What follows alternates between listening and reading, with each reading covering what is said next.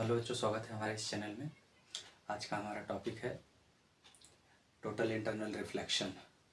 तो total internal reflection तभी देखने को मिलेगा जब कोई भी लाइट रेज डेंसर मीडियम से रेयर मीडियम में ट्रेवल करेगी।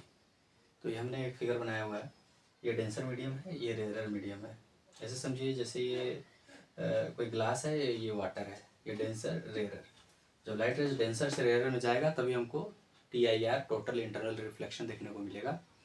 तो देखिए, हमने ये लाइट सोर्स लिया है, इस लाइट सोर्स से कई सारी रेज हमने निकाली हुई हैं। एक रेज परपेंडिकुलर गया, तो ये जब भी कोई लाइट रेज एक मीडियम से दूसरे मीडियम में परपेंडिकुलर डायरेक्शन में जाएगा, इसमें कोई डेविएशन नहीं मिलेगा। और ये लाइट रेज हमने, इसका जो एंगल ऑफ इंसिडेंस है, इस नॉर्मल से हमने θ1 लिया है। तो ये जब इंसिडेंट कराया हमने तो ये रिफ्रैक्ट होके किसी θ2 एंगल से बाहर निकला है।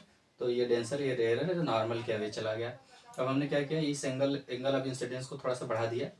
जैसे ही हमने बढ़ाया तो देखा हमने एंगल ऑफ रिफ्रैक्शन हमको 90 डिग्री मिल गया। तो एंगल ऑफ रिफ्रैक्शन अगर जब 90 डिग्री होता है तो उस समय का जो क्रिटिकल एंगल जो एंगल होता है, एंगल ऑफ इंसिडेंस, उसी का नाम होता है क्रिटिकल एंगल।